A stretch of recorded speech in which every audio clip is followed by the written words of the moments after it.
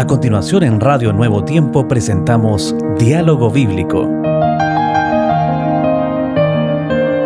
Qué bueno es tenerlos nuevamente en su programa Diálogo Bíblico. Muy bienvenidos. Hemos conversado la semana pasada un concepto muy lindo de fe. Pero también hay un concepto que es el pecado, el evangelio y la ley que vamos a tratar. ¿Qué función cumple la ley en todo esto de acercarnos a Dios, de estar en relación con Él? ¿Qué es lo que realmente cumple como finalidad la ley? Yo sé que hay cuestionamiento en relación a esto. Incluso alguien dice el fin de la ley, dice, o sea, se terminó la ley. Es una equivocación al traducir o entender ese concepto.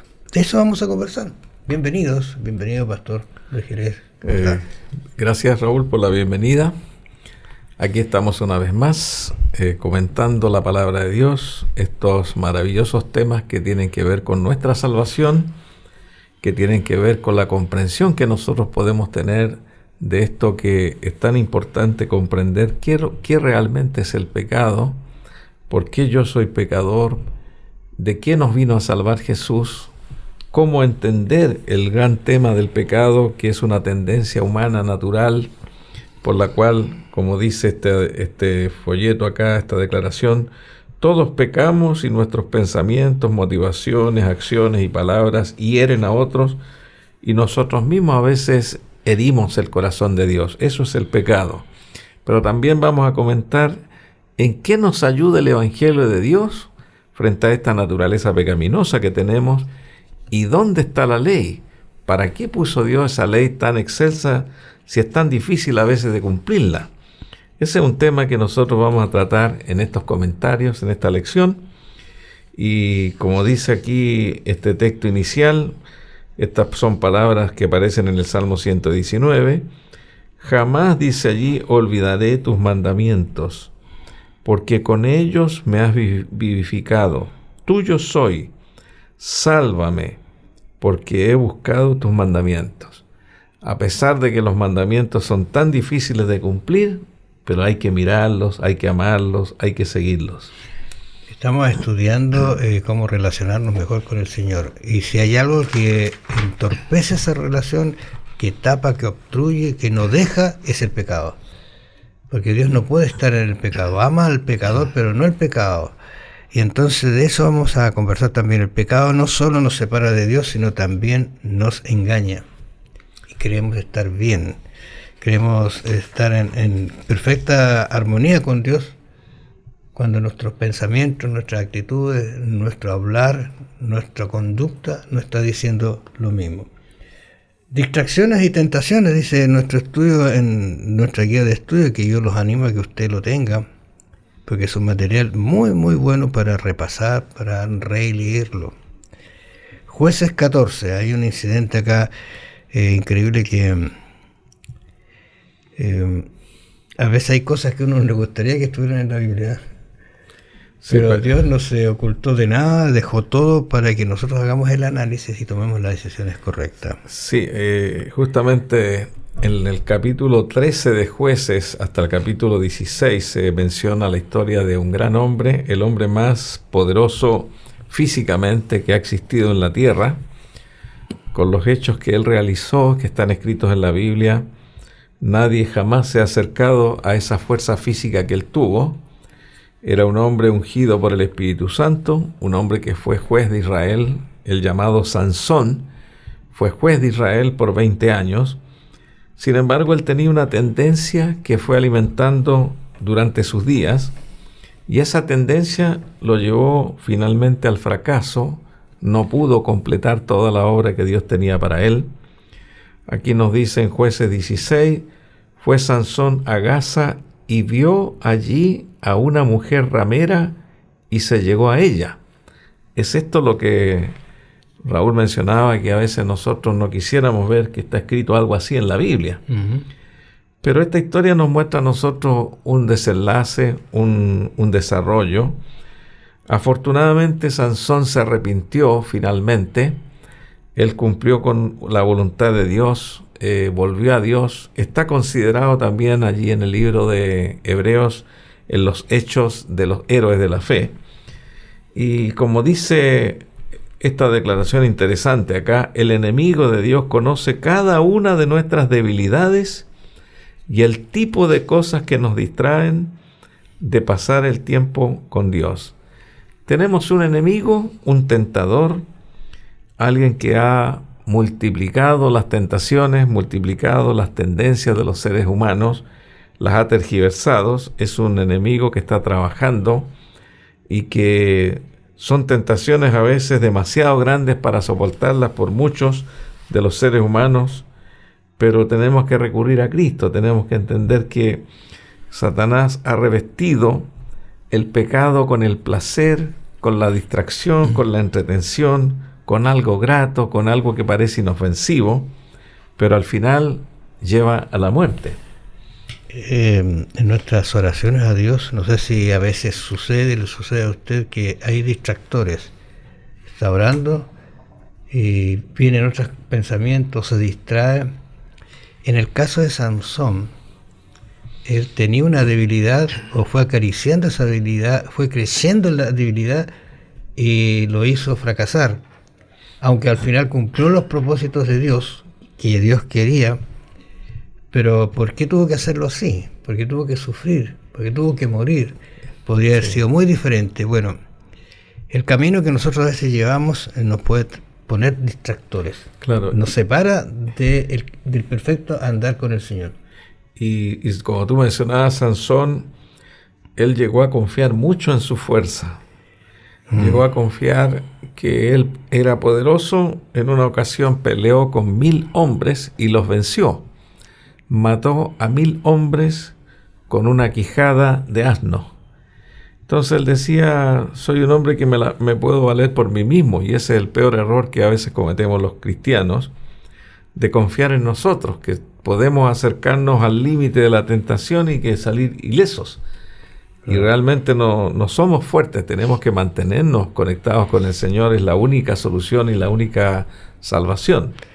Hay desafíos que hay que tener diariamente. Por ejemplo, dice 1 Corintios, así el que piensa estar firme, mire que no caiga.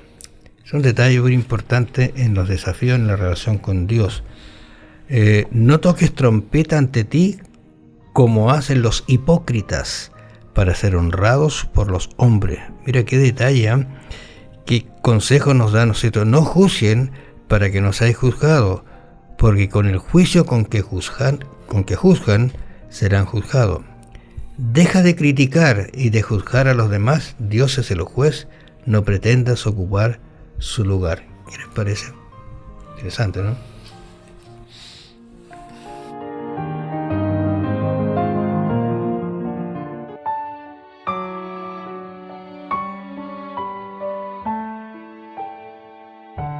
Santo Padre, mírame, que humillado voy a ti. Escucha mi oración, oh mi Señor. Tómame, hazme tuyo al sentir tu amor.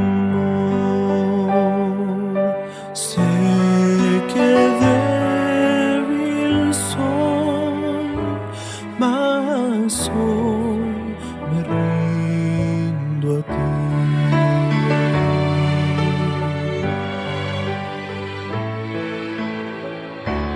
Tanto tiempo me perdí, sin tu amor, Dios, me sentí. Cansado está mi corazón, oh Dios, tómame y hazme tuyo al sentir tu amor.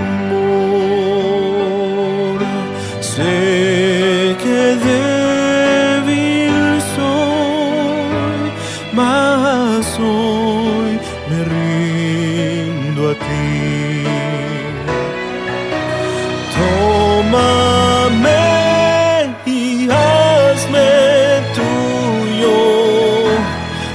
sentir tu amor. Sé que débil soy,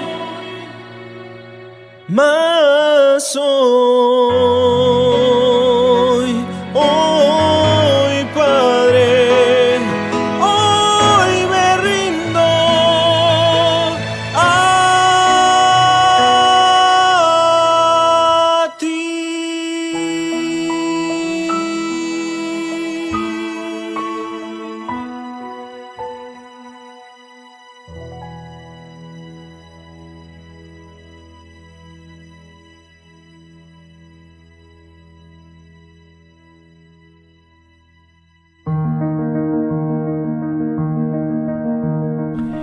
Estaba pensando aquí en el libro de Marcos. Marcos tiene una experiencia bien interesante y quizá extrema en lo que Jesús dijo a sus discípulos. Dice, cualquiera que sirva de piedra, y cualquiera que sirva la piedra de estoy leyendo mal, y cualquiera que ponga una piedra de tropiezo a uno de estos pequeños, dice, que cree en mí, mejor, ¿no es cierto?, se atara al cuello una piedra de molino y se echara al mar. Y después habla acerca de un concepto, y si tu mano te sirve de tropiezo, córtatela. Mejor es que entres en la vida sin mano, que teniendo las dos manos. Y después habla incluso del ojo. ¿No será muy extremado? ¿Cuál es el énfasis que está poniendo Jesús al decir esto? Bueno, aquí queda claro que Jesús está dando una advertencia y un consejo para no caer en tentación y para no caer en el pecado. Él menciona aquí, si tu mano te es ocasión de caer, córtala. Si tu pie te es ocasión de caer, córtalo. Porque es mejor que entres sin un pie en la eternidad y no con los dos pies en el infierno. O sea, aquí relaciona al pecado con el infierno, lo menciona varias veces aquí, donde el gusano de ellos no muere y el fuego nunca se apaga. Marcos 9:47. Es decir, para Jesús el pecado es algo terrible, es algo malo, y Jesús no desea que nosotros caigamos en tentación, que lo evitemos por todos los medios. Y como dice aquí también 1 Corintios 10:12, que también se leyó, así que el que piense estar firme, mire que no caiga. Es decir, tenemos que luchar nosotros contra las tendencias, huir. No caer significa apartarse, significa resistir. Ahora bien sabemos nosotros que la naturaleza humana, por error, cometemos errores y caemos, y tenemos que arrepentirnos. Pero a Jesús no le gusta eso. A Jesús le agrada que nosotros luchemos para mantenernos lejos, tener un camino distinto, cambiar los pensamientos, cambiar las tendencias, porque de eso se trata la redención. Se trata de una transformación del carácter, una transformación de la vida, apartarse de aquello que el mismo Satanás sabe que tenemos ciertas tendencias y estudia al ser humano para poder hacerlo caer. Entonces nosotros tenemos que hacer una doble comunión, doble oración para poder ir apartándonos de aquellas tentaciones. Estaba pensando en el concepto de la ley que habíamos mencionado nosotros. Bueno, ¿y para qué sirve la ley? ¿Para qué salió la ley? ¿Por qué la creó Dios? ¿Por qué la hizo? Es el gobierno de Dios. Romanos 3:20 dice, ya que por las obras de la ley ningún ser humano será justificado delante de él, porque por medio de la ley es el conocimiento del pecado. Y Pablo aquí ya nos aclara para qué sirve la ley. Él mismo lo ha dicho en alguna parte, si no hubiese existido ley yo no sabría que esto es malo. Eso. Sí, y eso ha pasado con todas las culturas históricas y con todas las generaciones, porque las culturas antiguas, paganas y también actuales no tienen un claro concepto de lo que es el pecado. Incluso para algunos el pecado que está registrado en la Biblia, que a Dios le parece mal y que no es la voluntad de Dios, algunos lo consideran que está bien. Yo hago lo que quiero, yo vivo como quiero. Y es por eso que la ley nos dice a nosotros lo que está bien y lo que está mal. Y esta ley que aparece en la Escritura es el elemento con el cual Dios va a juzgar los caracteres de todas las personas que se salven y va a determinar los que se pierden. Por lo tanto, la ley de Dios es como que Dios dijera a la humanidad: esto está bien, esta es mi voluntad, esto es lo que yo quiero, y ustedes deben vivir de acuerdo a estos principios, que son los principios de la bondad, los principios del amor, y desechar aquellas cosas que realmente perjudican la experiencia cristiana. Y también hay otro texto que aparece allí en Primera de Juan 3:4, primera epístola del apóstol Juan 3:4, donde dice que el pecado es infracción de la ley. El pecado produce una infracción a esa santa ley de Dios. Por eso que alguna persona puede decir: yo hice esto, pero no es pecado. Para mí no es pecado. Otro puede decir: es pecado. Pero para evitar problemas y controversias, la Escritura nos menciona lo que está malo, lo que está bien, y la ley de Dios identifica lo bueno y también acusa lo que está mal. Fíjate que estaba pensando en el concepto de pecado que aparece por primera vez en la Biblia, es hamartía. Y cuando uno lo estudia un poquito, esto digo un poquito porque siempre hay más que estudiar, dice es errar el blanco. Entonces, ¿cuál es la idea? Ahora, si tú estás tirando algo, estás yendo ahí y erras el blanco, pasas de largo y vas a un lugar donde tú no quieres. Ese es el problema, ¿te fijas? Entonces Dios dice: yo no quiero que vayas para allá porque allí es muerte, es decepción, angustia, es destrozo para ti y para tu familia. Apunta al blanco, dale allí. Ese es el concepto. Y en el Nuevo Testamento nuevamente aparece este concepto de pecado, en que no nos desviemos de ese camino para no irnos por este otro que nos lleva a nada. De estos dos mandamientos, dice Jesús, penden toda la ley y los profetas. ¿De qué dos mandamientos? Amar a Dios y amar al prójimo. Amar al prójimo. Y como dice Primera de Juan 5:3, que también es un texto que nos da luz sobre el tema que estamos tratando, él dice: en esto consiste el amor de Dios, en que guardemos sus mandamientos, y sus mandamientos no son gravosos. Aquí está el principio del amor. Nosotros obedecemos, nosotros queremos hacer la voluntad de Dios, queremos agradar a Dios, queremos hacer lo que a Dios le parece bien, porque lo amamos. Y también queremos no perjudicar a nuestro prójimo, porque también, como dice la Escritura, que también tenemos que amar al prójimo, no haciéndole daño, tratando de ayudarlo y tener una manera correcta de ver las cosas y de vivir. La fe en realidad no es un sentimiento, la fe no es de vista. Dice, como decía Hebreos, es pues la fe la certeza de lo que se espera, la convicción de lo que no se ve.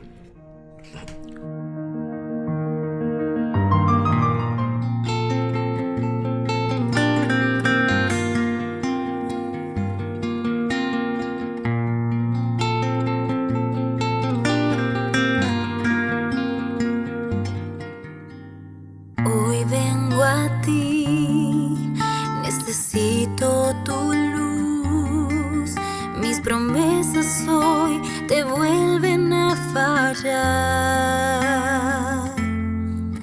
Entendí que pecar es estar lejos de ti. Igual me abrazas y vienes a mí.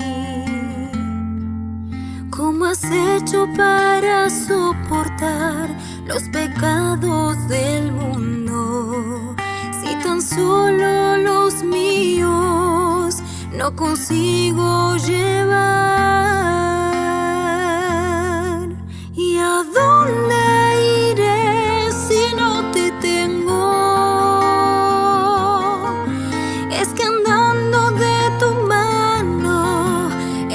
fácil vivir, en ti hallé mi consuelo. Aumenta mi fe, todo a ti. Entrego mi Señor.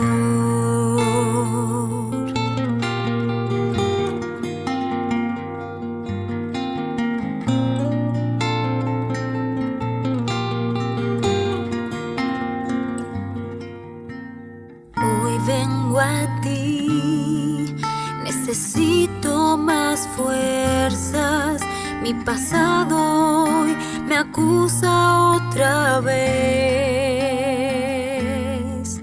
pero sé que en la cruz mi nombre pensabas, sabiendo que este día iba a llegar. En tus palabras yo encuentro remedio a mi alma, en las llagas de tus manos, perdón a mi corazón.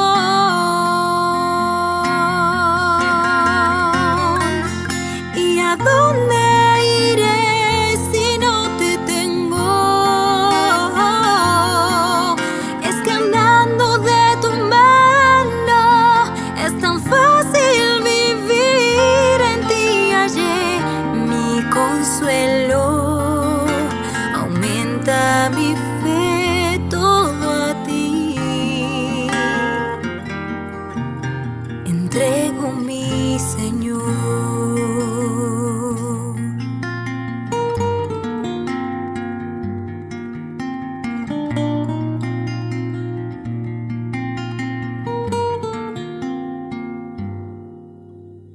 Hoy vengo a ti, necesito más de tu luz.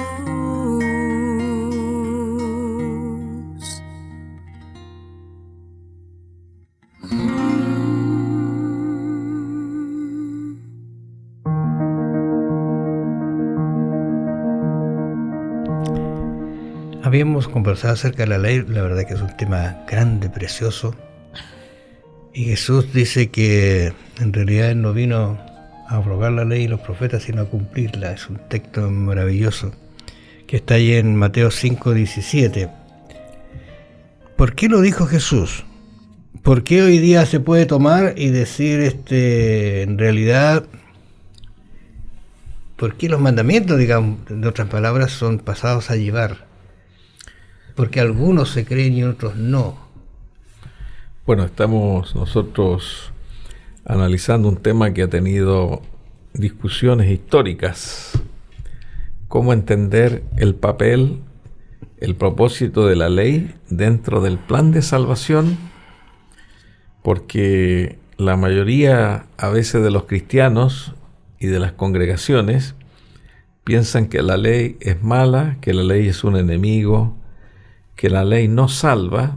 Tienen razón en eso, la ley no salva, y piensan que el evangelio está contra la ley, que la ley hay que desecharla, dejarla de lado y solamente encargarse de la predicación del evangelio, pero sin ley.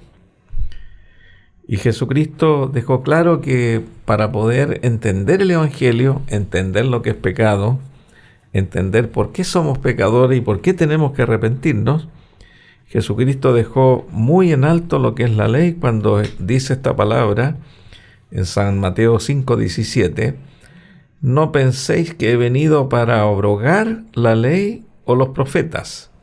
Esa palabra abrogar en el idioma original significa destruir.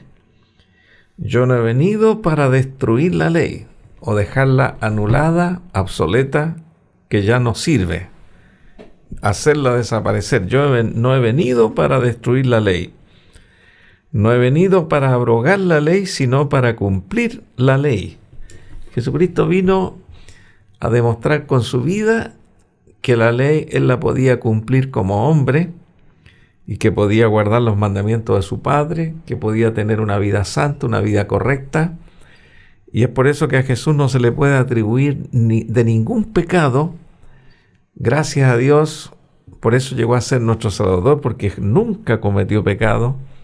Si hubiera cometido el pecado más mínimo, ya habría dejado de ser nuestro Salvador.